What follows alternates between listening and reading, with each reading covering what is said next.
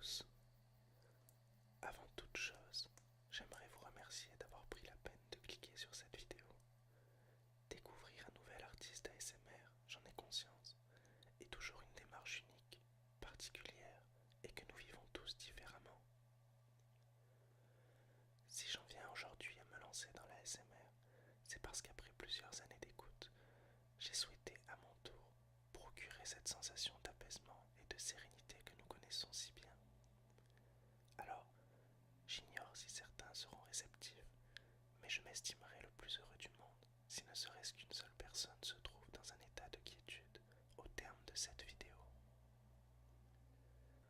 Avant de commencer, j'aimerais vous parler un peu de mon chemin jusqu'à la SMR. Il faut pour cela remonter plusieurs années en arrière. Mes premiers déclencheurs furent tout à fait innocents et involontaires bien sûr. Je me souviens d'une femme avec qui j'aimais énormément parler, car le son de sa voix, son intonation, jusqu'au bruit presque imperceptible de sa bouche, me fascinait littéralement. Elle exerçait sur moi un véritable envoûtement, que je cherchais toujours à prolonger en lui posant des questions dont les réponses, je dois l'avouer, ne m'intéressaient parfois pas le moins du monde. Pourtant, elle m'apaisait, me calmait. Je me souviens de ce frisson implacable qui parcourait mon dos, ma nuque, jusqu'à se faire dresser mes cheveux. Je pense que nous connaissons tous ici cette sensation si particulière. J'ai également le souvenir d'un ami, pendant mes années lycée, qui s'amusait à colorier les carreaux de sa feuille blanche. Rien de particulier à première vue, mais pourtant, son application, sa concentration, ses gestes, son silence et sa respiration si calme m'ensorcelaient. Un souvenir plus vieux encore, et certainement plus amusant. Étant jeune, je pratiquais l'aïkido, avec un maître profondément bon, généreux et doué. Il avait pour habitude d'illustrer ses propos par de courtes histoires. Un jour, happé par l'histoire, par sa voix grave et douce, je me suis endormi. Les rires de mes camarades m'ont réveillé, rouge de honte. L'ASMR puise le plus souvent sa force dans notre inconscient et dans l'inattendu. C'est ainsi que certaines réactions peuvent nous mener à des situations plus ou moins cocasses.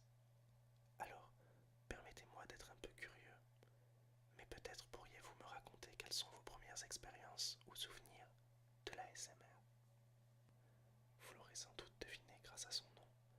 Je vous conterai des histoires par le chuchotement ou la voix calme, et j'essaierai, dans la mesure du possible, de faire deux versions, donc une chuchotée justement et une avec voix calme. Ces histoires seront parfois parsemées de tapping, de scratching ou tout autre ing imaginable. En plus de cela, je choisirai le prochain compte en fonction de la demande dans vos commentaires. Le compte le plus sollicité sera donc le thème de ma prochaine vidéo. Bien entendu, toutes vos propositions seront lues et je répondrai à tous vos commentaires. J'aimerais, pour cette première vidéo, commencer avec un conte assez particulier, intitulé La sorcière de la rue Mouffetard. C'est un conte que j'aimerais dédier à ma sœur, car je sais qu'il a beaucoup d'importance pour elle. Et alors qu'elle pratique également la SMR, il m'a paru évident de lui adresser cette première vidéo. À présent, si vous le voulez bien, commençons notre histoire. Évidemment, afin de profiter de la meilleure expérience possible, pensez à vous installer confortablement et à mettre une paire d'écouteurs ou un casque. Je vous souhaite donc une agréable vidéo ASMR.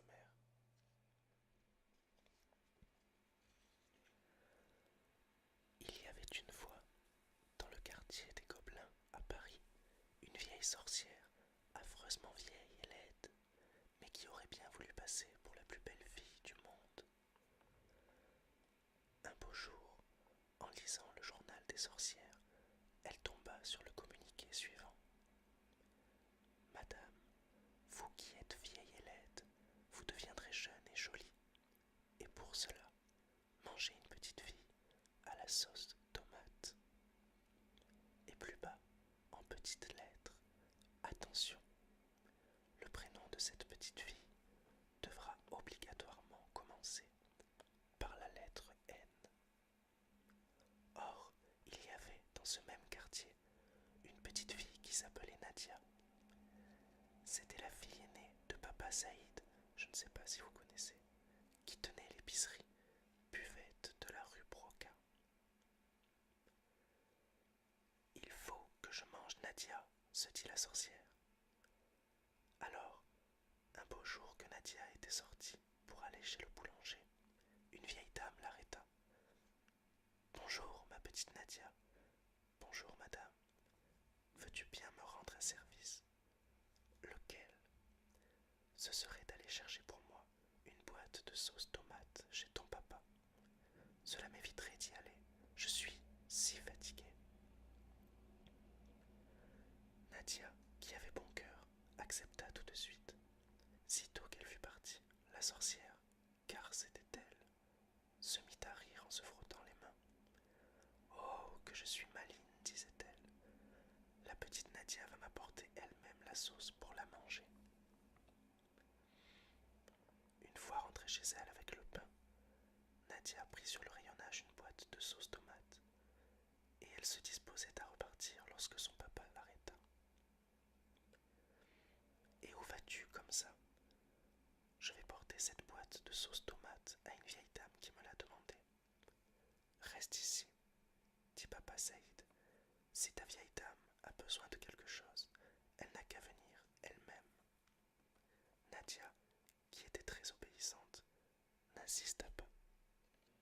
Mais le lendemain, en faisant les courses, elle fut pour la seconde fois arrêtée par la vieille. Eh bien, Nadia, et ma sauce tomate? Je m'excuse, dit Nadia, toute rougissante, mais mon papa n'a pas voulu. Il dit que vous veniez vous-même. C'est bon, dit la vieille. J'irai. Le jour même, en effet, elle entrait dans l'épicerie.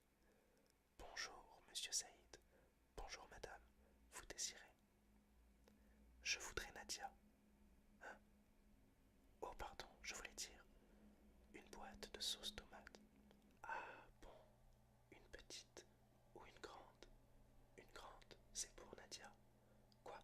Non, non, je voulais dire, c'est pour manger des spaghettis. Ah, bien, justement, j'ai aussi des spaghettis. Oh, ce n'est pas la peine, j'ai déjà Nadia. Comment? Excusez-moi, je voulais dire, les spaghettis, je les ai déjà chez moi. En ce cas, voici la boîte.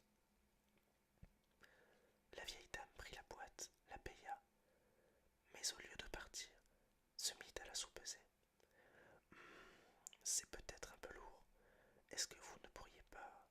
Quoi? Envoyer Nadia chez moi? Mais Papa Saïd se méfiait. Non, madame, nous ne livrons pas à domicile. Quant à Nadia, elle a autre chose à faire. Si cette boîte est trop lourde pour vous, eh bien tant pis, vous n'avez qu'à la laisser. C'est bon, dit la sorcière. Je l'emporte. Au revoir, monsieur Saïd. Au revoir, madame. Et la sorcière s'enfuit avec la boîte de sauce tomate. Une fois rentrée chez elle, elle se dit: j'ai une idée. Demain matin, je vais aller rue Mouffetard et je me déguiserai en marchande.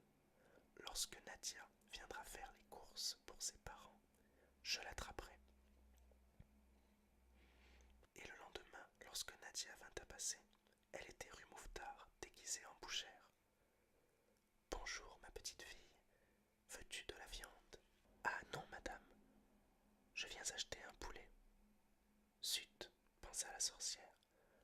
Le lendemain, elle se déguisait en marchande de volailles. Bonjour, petite, tu m'achètes un poulet? Ah non, madame, aujourd'hui, je veux de la viande. Mince, pensa la sorcière.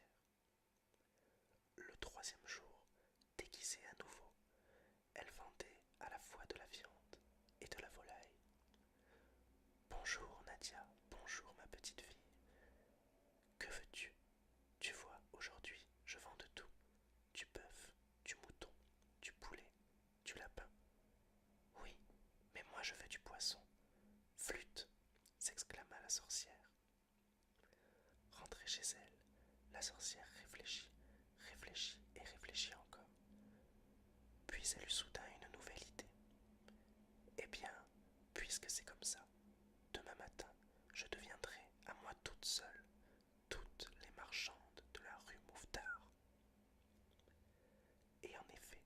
jour suivant, toutes les marchandes de la rue Mouffetard, il y en avait exactement 267.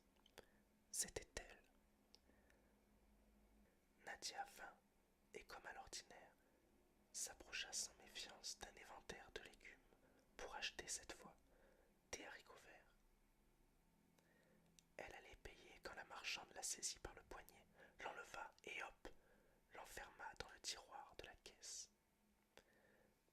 Mais heureusement, Nadia avait un petit frère qui s'appelait Bachir. Voyant que sa grande sœur ne rentrait pas, Bachir se dit « C'est sûrement la sorcière qui l'a prise.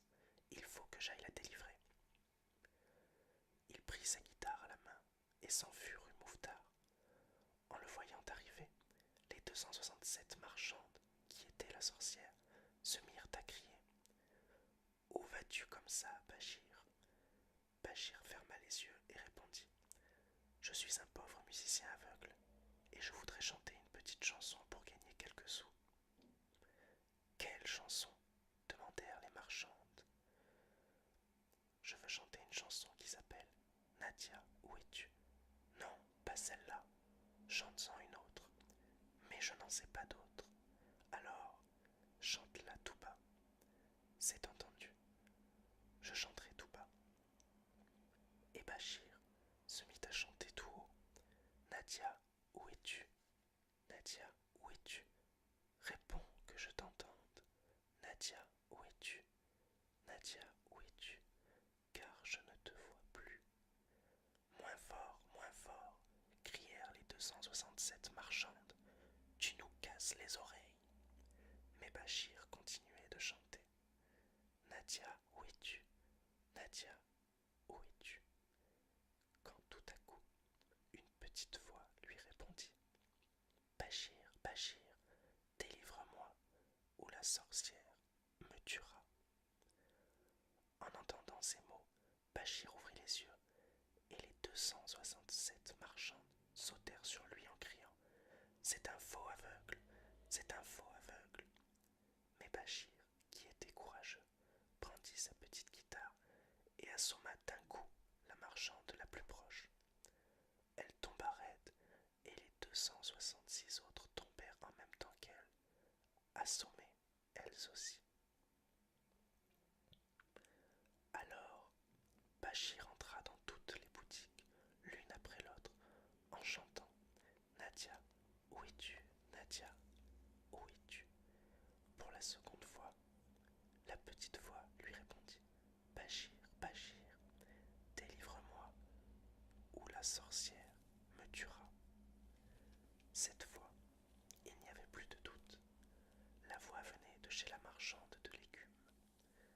Bachir sauta dans la boutique par-dessus l'étalage, au moment même où la marchande, sortant de son évanouissement, ouvrait un œil. Et en même temps qu'elle, les 266 autres ouvraient également l'œil. Heureusement, Bachir s'en aperçut, et d'un coup de guitare bien appliqué, il les rendormit pour quelques minutes. Ensuite, il essaya d'ouvrir le tiroir de la caisse. Cependant que Nadia continuait à chanter « Bachir, Bachir, délivre-moi, ou la sorcière me tuera. » Mais le tiroir était trop dur, cela n'avançait pas. Nadia chantait et Bachir travaillait, et pendant ce temps, les 267 marchandes se réveillaient. Mais cette fois-ci, elles se gardaient bien d'ouvrir les yeux. Elles restaient les yeux clos, au contraire, et elles s'approchaient en rampant de la boutique où Bachir travaillait, afin de le cerner. Comme Bachir, épuisé, ne savait plus que faire, il vit passer un grand marin, tout jeune et très costaud, qui descendait la rue. « Bonjour, marin, veux-tu me rendre un service ?»« Lequel ?» ?»« Ce serait de porter ce tiroir-caisse jusque chez nous. Ma sœur est enfermée dedans. Et qu'est-ce que j'aurai comme récompense? Tu auras l'argent, et moi, ma sœur. D'accord. Bachir souleva le tiroir-caisse et allait le passer au marin, quand la marchande de légumes, qui s'était approchée tout doucement, l'attrapa par un pied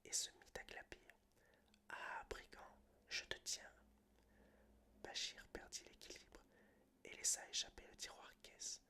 Celui-ci, qui était très lourd, tomba en plein sur la tête de la marchande, qui s'effondra aussitôt. De ce coup-là, les 267 marchandes, toutes en même temps, s'effondrèrent à leur tour. Cette fois, la sorcière était morte, et bien morte. Mais ce n'est pas tout. Sous le choc, le tiroir s'ouvrit et Nadia en sortit. Elle embrassa son petit frère, le remercia, et tous deux retournèrent chez leurs parents, pendant que le marin ramassait sur le sol l'argent de la sorcière. Voilà, c'est donc la fin de cette histoire. J'espère qu'elle vous a plu. J'espère que vous avez réussi à vous détendre et à vous relaxer. Surtout, n'hésitez pas à laisser vos commentaires et vos propositions pour une nouvelle histoire, ou simplement